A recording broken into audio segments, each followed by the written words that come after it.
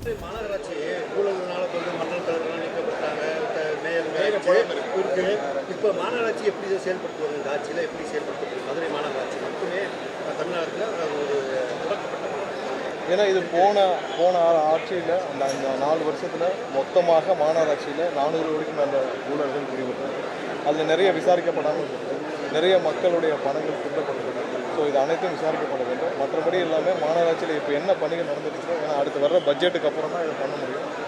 உள்ளாட்சி தேர்தலும் விரைவில் எப்போ வருதுன்னு நம்ம பார்க்கணும். ஸோ அதனால் மாநகராட்சியில் இதுவரை நடந்த ஊழல்கள் அனைத்தும் இது பண்ண வேண்டும், சீரமைக்க வேண்டிய பணிகள் நிறைய இருக்குது. ஏன்னா ஊழல் இல்லாமல் தடுக்கப்பட வேண்டிய ஒரு முன்னெடுப்பை எங்களுடைய முதல்வர் எல்லா இடத்துலையும் முன்னெடுக்கிறாங்க.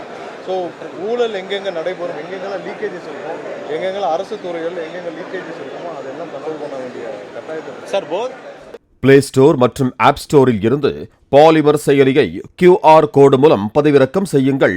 செய்திகளை உடனுக்குடன் பெறுங்கள்.